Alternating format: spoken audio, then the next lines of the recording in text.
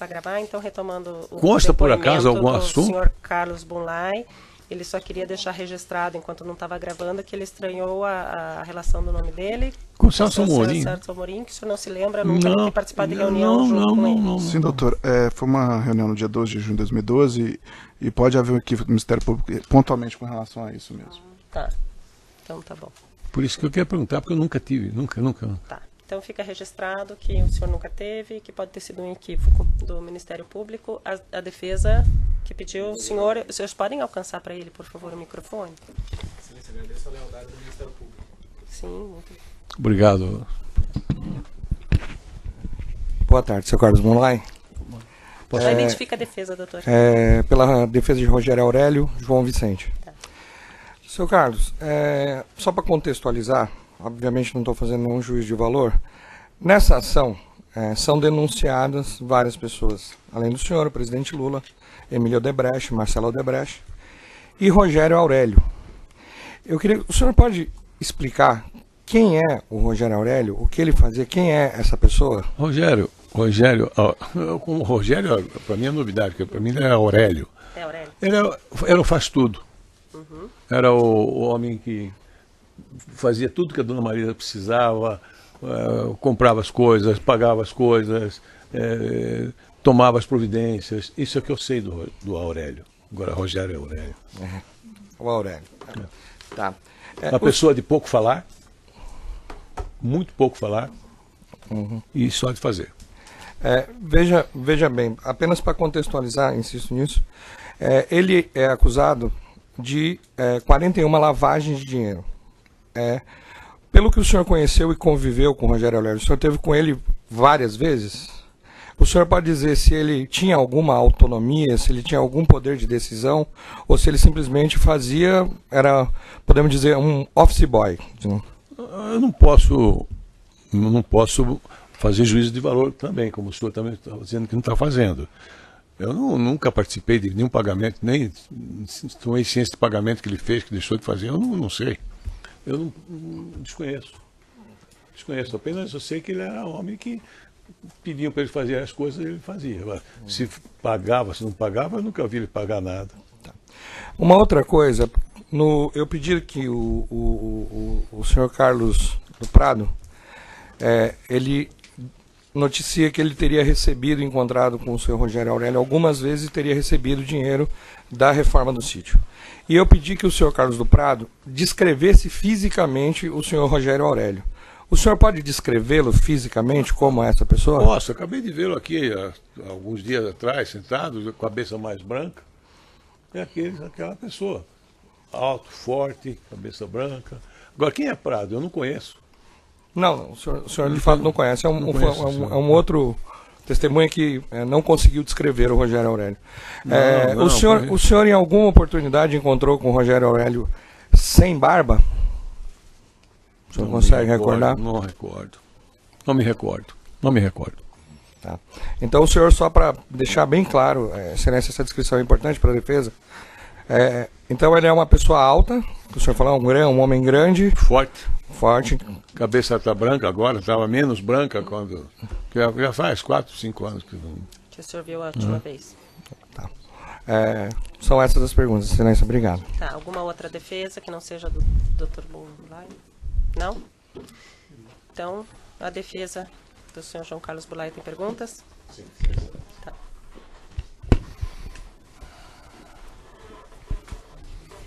Claro que é isso. Se a sua defesa entender pertinente, junta nos autos, né, doutora? Porque gritante, porque mostra o estado. O estado de saúde dele. Então a senhora junta nos autos, doutora. Naquele dia, foi teimosia minha em fazer esse depoimento, porque eu não queria faltar. Tá. Acho que o senhor junta na defesa dele. Tá. Excelente. Eu nem terminei o tratamento, então. Eminente magistrado, eminentes representantes do Ministério Público, meus eminentes colegas presentes à audiência. Senhor José Carlos Bunlai, vamos reconstituir o que ocorreu no dia 17 do mês de agosto de 2016, quando o senhor prestou o termo de declarações perante a autoridade policial, a que se referiu a eminente magistrada. 17 do mês de agosto de 2016. O senhor estava preso nesta época? Eu estava com prisão preventiva, liberado pelo juiz Moro para ir a São Paulo, porque a minha doença, eu não sei se posso... Pode falar Foi um negócio assim complicado, porque eu estava numa cela sem luz, onde a gente fazia a micção e não via a urina. Aí a minha filha foi me visitar uma quarta-feira e eu passei pela guarda ali, né? E tinha um banheiro, me deu vontade de ir ao banheiro e eu pedi assim, até uma policial que era da minha cidade, posso usar o banheiro? Ele deixou, e foi quando eu vi que eu estava urinando sangue. Eu não sabia. Aí a Polícia Federal me encaminhou para um hospital em Curitiba. O meu irmão é urologista, foi acompanhar e pediram um laudo cardiológico. Foi feito o laudo cardiológico que me deu apto para a operação. Eu fui para a operação e não pude, porque eu estava com 9 carcinomas na bexiga, 9, não 1. Aí o meu irmão interrompeu a cirurgia, eu anestesiado, porque o hospital não tinha condições de cortar e queimar os 9 carcinomas. Aí pedi autorização para ir para São Paulo. Fui para São Paulo. Cheguei em São Paulo, passei pelo mesmo exame cardiológico que o professor Fábio Jatene falou, não vai operar da bexiga primeiro não, primeiro do coração. Estava com 98% de entupimento da coronária principal. Eu operei do coração e apto contínuo da bexiga. Depois da operação da bexiga, como eram 9 cânceres, eu tinha que fazer um tratamento para ele. E como é a bexiga, é via OncoBCG, onde o professor Miguel Siluz me recomendou 8 aplicações, das quais eu fiz 6. As 2, na sexta eu já estava completamente convalido. Entendeu? Foi mais ou menos lá pelo dia 8 de agosto que me ocorreu isso. Fiquei em casa e eu tinha que voltar para Curitiba por ordem do juiz Moro. E o Ministério Público alegava que eu estava inventando doença para ficar em prisão domiciliar. Eu não estava inventando. Bom, tinha esse depoimento marcado, eu não quis pedir para a doutora Daniela cancelar, porque eu achei que era uma deselegância minha. Eu fui, mas eu estava péssimo. Eu não sabia que eu já estava com a reação ao OncoBCG. Fui à Polícia Federal, fiz essa declaração, não foi um depoimento, foi até uma troca de conversas, entendeu? Com o delegado Márcio Anselmo, que me tratou muito bem.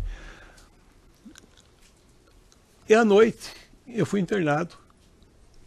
Praticamente... Quais são as condições físicas e psicológicas no nenhuma, momento do depoimento? Não tinha nenhuma, professor. Os seus advogados recomendaram, os que o assistiram, que o senhor não Que prestasse eu não o depoimento? prestasse o depoimento. O senhor foi quem insistiu? Eu que insisti.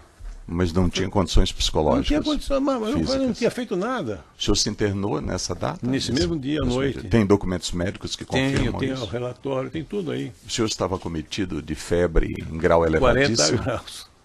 Os documentos médicos atestam isso. Não sei se está escrito temperatura, mas estava com 40 graus. A internação se deu neste dia? Neste dia, às 9 horas da noite, no Hospital Sírio-Libanês. Logo após prestar o termo de declarações?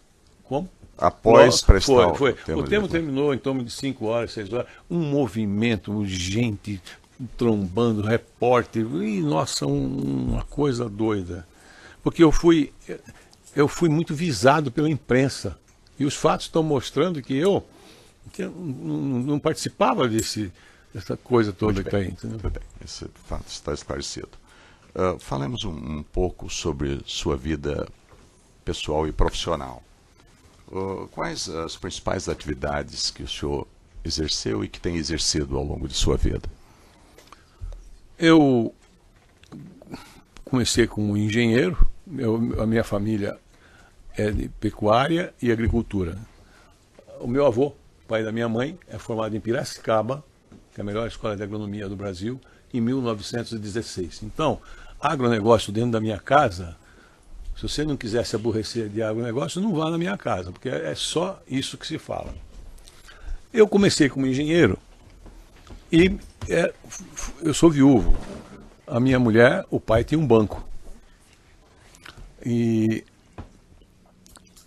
comecei a ganhar dinheiro, fiz mestrado de engenharia e no mestrado a minha tese era de concreto com ar incorporado, que causou uma economia de cimento nos núcleos de barragens maravilhosa. Gastava-se 300 kg de cimento por metro cúbico de concreto, com o concreto com ar incorporado, que é a minha tese, e minha e de um colega, João Gaspar de Janiquian, passou para 90 quilos. Com isso, toda a barragem tinha trincamento, porque o cimento com a água ele reage, emite calor e trincava a barragem. Com 90 não. Eu passei, com isso aí eu ganhei muito dinheiro. Né? E tudo que eu ganhei na minha profissão, eu comprei de propriedade rural. Então eu fui um grande proprietário rural. Na ação anterior eu sabia até o número, eu tinha 270 mil hectares de terra. Né? O maior proprietário de gado. Melhor? De gado. De gado. É o pecuarista. O maior pecuarista. Trabalhei muito na rastreabilidade. Tenho o animal número 1 rastreado no Brasil. Número 1, para você ter uma ideia. Sou o primeiro pecuarista que botou debaixo de 100 hectares irrigado 1.500 bezerros, que dá uma média de 1.500 por 100, dá 15 por hectare, quando a média brasileira é 0,60. Além da atividade de agropecuária, o senhor também enveredou pela área de açúcar e álcool? Meus filhos. Meus filhos eu já estava... eu já não queria mais, entendeu? Porque... eu não sei se eu posso fazer esse comentário, mas quando começou, eu fui do Conselho de Desenvolvimento, conforme falei, relator do programa de bioenergia e do etanol.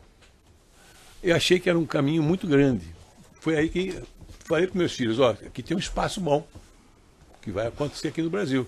Que em vez de petróleo, o álcool é mais econômico. E aí foi feito o projeto. Com a mudança de governo, houve um total abandono dessa área de etanol.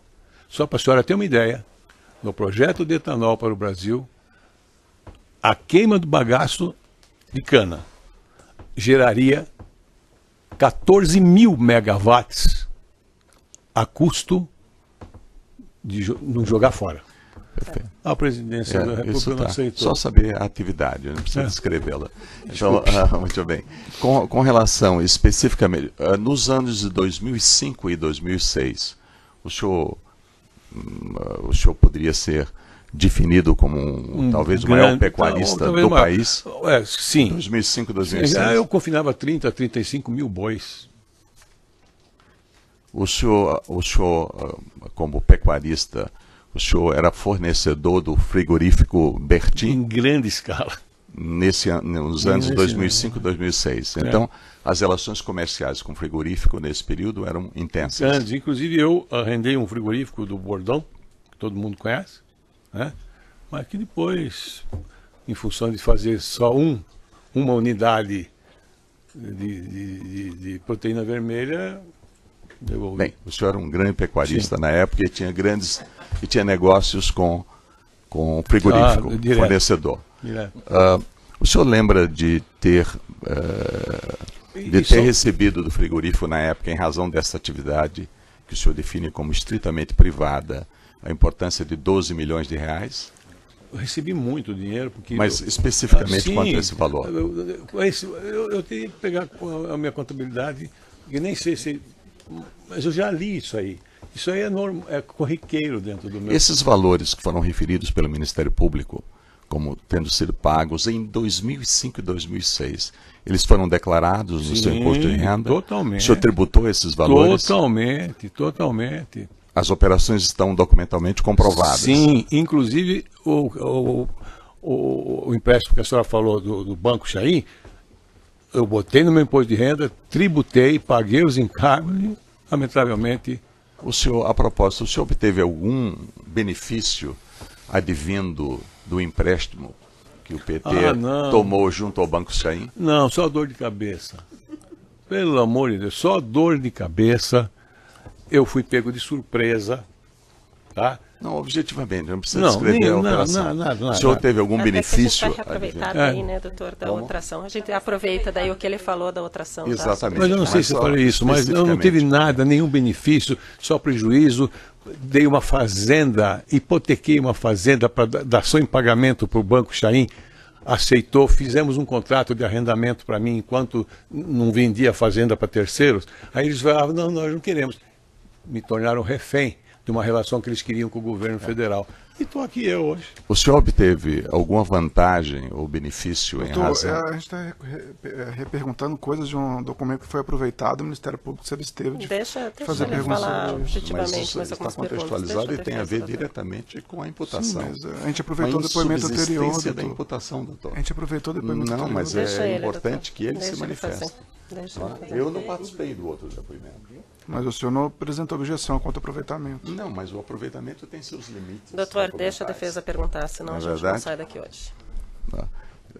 Por exemplo, os documentos não referem o desfecho do que ocorreu. Ele prestou um depoimento e depois foi julgado a ação penal, Excelência.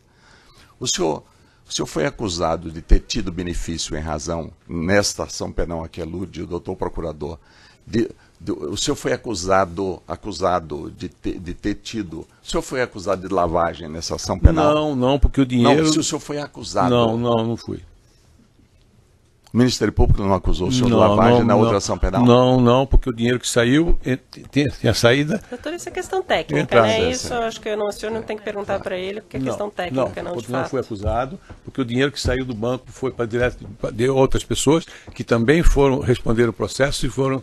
Claro. Enfim, o senhor não obteve nenhum benefício absolutamente nada do empréstimo e da operação que envolveu o navio Sonda Vitória 10 mil. Só aborrecimento, doutor. Só aborrecimento. Só aborrecimento. Perfeito. O senhor, ao longo de sua atividade profissional, inclusive na época em que o senhor manteve relação de amizade com o ex-presidente Lula, o senhor e suas empresas firmaram algum contrato com alguma empresa pública? Nunca precisei de governo. Público? Nunca precisei de governo, nunca pedi nada para governo, nunca recomendei ninguém para governo, nada. O que eu participei, meus filhos participaram de um leilão de energia, de queima de bagaço da usina deles, e que foi vendido em leilão público. Só, nada. Nunca precisei de governo. Minha atividade não tinha nada a ver com o governo. Absolutamente nada. Perfeito. Só isso? Tem mais? Doutora, tem pergunta? Posso perguntar? Pode ser. Tudo bem, José Carlos? Bem. Resumidamente, qual era a sua relação com o ex-presidente Lula no período de 2010, 2011 e especialmente com a dona Marisa, o senhor pode dizer? Ele saiu em 10, né? Uhum. 11 eu praticamente não estive com o presidente.